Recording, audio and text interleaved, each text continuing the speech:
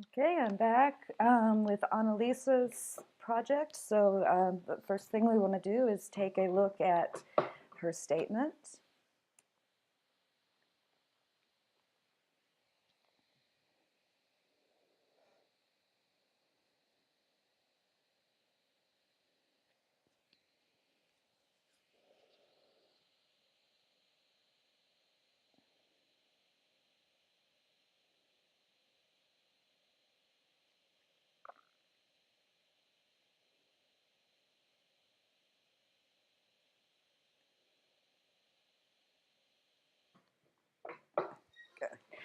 It's a cloudy day, and we've got a landscape with the car as the focal point. Some interesting things, some potential here. Um, I think there's a couple of things that I would change as well. The the car is kind of in the shadow, and this was the right day. This was the right kind of day for shooting outside. So, I'm really glad you did that because look at how, you know, nice and true all the colors are, and how minimal and soft the shadows are. But it doesn't necessarily mean that you're going to get the exact, right exposure for everything, or not have to edit. And there's a couple of things that. Some strong points and a couple of things that are weak points. And one thing for me is the car.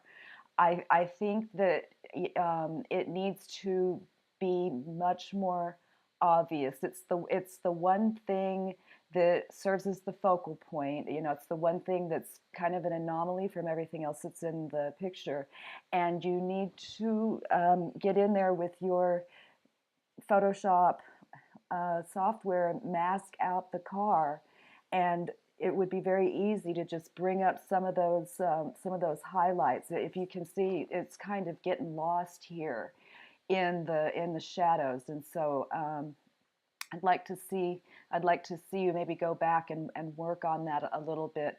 Another thing that I would say about the composition, and this can be somewhat resolved through cropping, but of course it's always better when you do this with your camera instead. I see where you're applying the rule of thirds. However, I think what I would recommend is, instead of having this area over here be, the third that has less going on, or whatever. This is also a nice, almost but not completely empty area. And what's happening in here is a lot more interesting than what's happening on this side. And I'm wishing that maybe you had put the frame at the edge of your frame here about where my pointer is, so that the car is included. Um, for the most part, the driveway is very distracting. It's a strong diagonal. It's one of the most contrasty things in there, and I don't think it needs to be in there. And that could be just a matter of moving a few degrees to the left or right. And if you did that, say, you cut it off here, that would buy you a little extra space over here, because I would love to see this area that I'm kind of making a circle with right now. Whoops, sorry about that. Didn't mean to do that. I'd like to see a lot more of that. Okay, so I see a lot of room for editing as well. What tends to happen a lot is, when we meter for the sky, that is great, but we still are going to have some shadows and some highlights that we need to pull out in the shadowed areas. Okay. This one, I would probably say the same thing. It's a pretty clean shot. I think that there's a lot of really interesting stuff happening inside the car that could probably be played up more. The thing that I am most drawn to right now, and the thing that I think is the most interesting about this photograph, is this reflection of the trees that you have in the window. And I also think the space around the car is really interesting. In fact, I think the window of the car and the space around it are more interesting than the rest of the car. And perhaps that is because I'm just not getting that much, dramatic contrast where I could be getting it on the body of the car. Once again, it's getting kind of lost down here, where the light's not reaching it. And your sky looks great. It's a gorgeous blue sky, and I like it when they, come in kind of dark like that when you have some cloud cover. It's really, really ideal. Um, your ground seems to be glowing a little bit, but I think maybe what I would do is step back a little bit. I got a little piece of driveway poking out right here, but of course that would be so easy to fix because you've got Photoshop and you can just do like a content aware fill or something like that, and boom, it's gone. I think I might like to see a little more foreground in this and a little more background. And yet at the same time still have this area played up some. So this is one that I think could still be edited, or if you have a few other shots like this one um, that are just maybe a little bit farther back, or a different focal length, slightly wider focal length, perhaps slightly shorter focal length. I'm sorry. Okay. Potential for a lot of drama right here. Whenever we, you know, there's whenever we cut something like that, it's it's very unexpected, and I think that there's some really, really awesome stuff going on in this picture.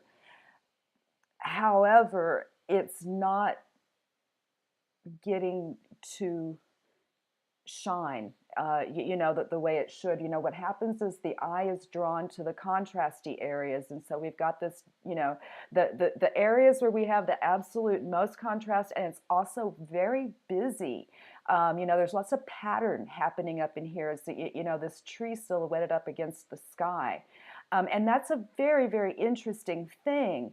And it's especially interesting that this should be much, much, much more dominant here, because the really, really cool stuff that's happening is just really, really hard to see. And one of the things that's fun about photographing glass is it's almost like you kind of get a double exposure sometimes, because you can see a reflection of one thing and yet you can still see through it. So it's like you can see the reflection of the tree and the other trees kind of overlapping each other. Really, really exciting.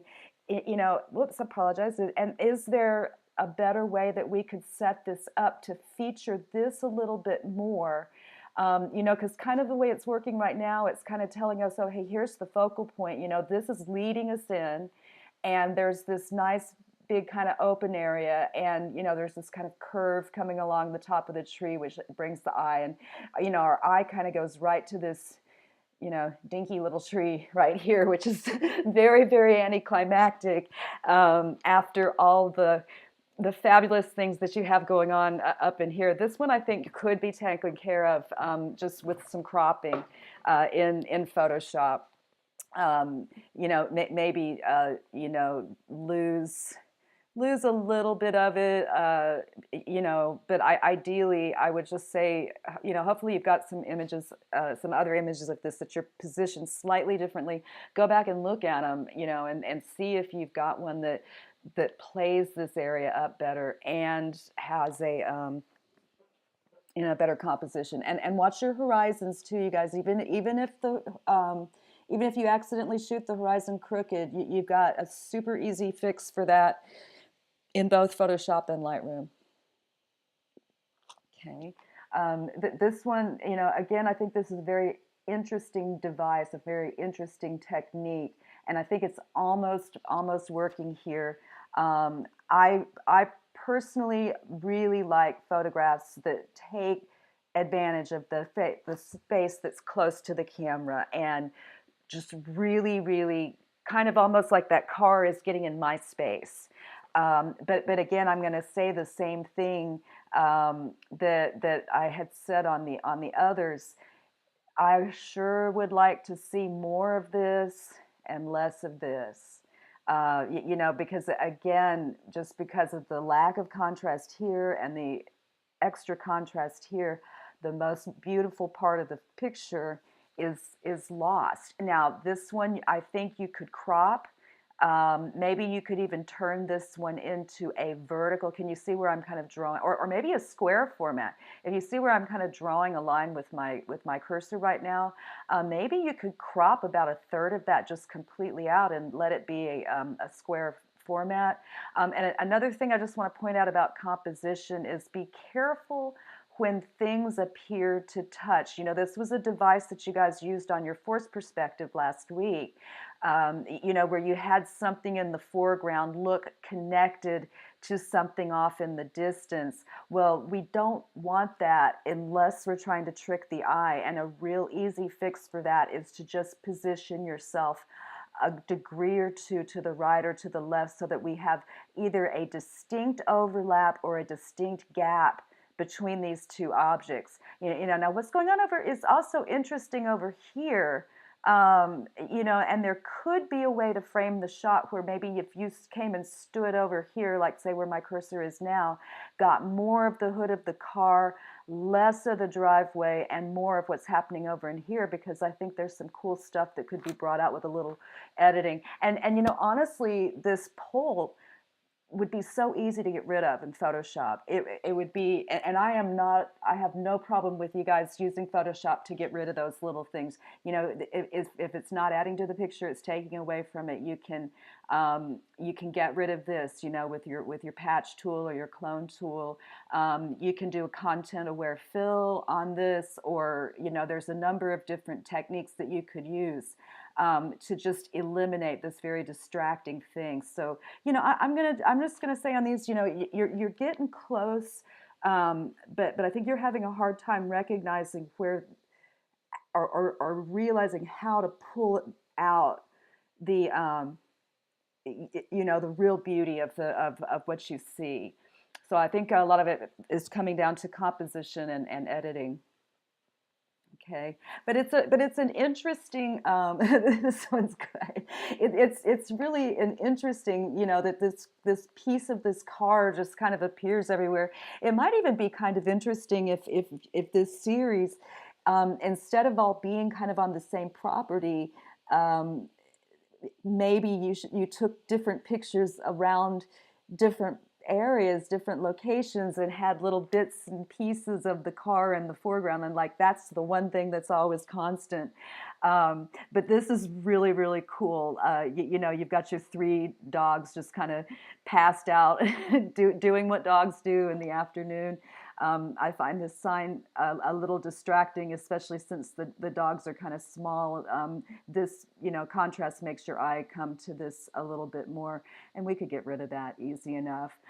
You've got some really cool things happening. I just want to point out this arc right here.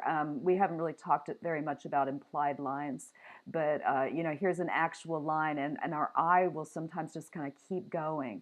And if that curve were to just keep going to extend, boom, it's going to take us right to this dog right here, and that's kind of cool. So you know, this is, you know, this is some pretty interesting, some pretty ambitious you know, efforts here. And this one, uh, yeah, you know, I think I would say the same thing. It's a really neat idea. I really like that you're using a shallow depth of field. Um, I like that you're playing around with this idea of the window being part way up and part way down. But again, you could still do that, and I think have the window more rolled up than rolled down, so that we get more of what's interesting, what's happening here. If we had a whole lot of that right in here instead of the interior, which is kind of flat and dull and uninteresting. And see, if that were the case, then I think that the subject of the series would almost change, and it wouldn't necessarily be about the car. It would actually be about the reflections that are playing and dancing around on the car. So let's see if was that our last one? That was our last one. So really nice work on this. I'm going to go ahead and click over to the conclusion so everybody can get a chance to read it. And I'll just kind of wrap up on this critique saying that I think this is a very ambitious effort. Um, I think that the idea and the aesthetic has a lot of potential. I don't think that has been, fully brought out just yet. So work on composition, and please, you guys have got to take my word for it on the software. If there's anything I can do to help you with it, I know I didn't make a tutorial like I said I was going to do. I've just been extremely busy, but you've got all those videos that I found for you. Please don't be afraid of Photoshop. It is your best friend, and it can take an average picture like this and make it dazzling, make it just absolutely brilliant. Okay, so good work on this one, and I'll go ahead and proceed to the closure.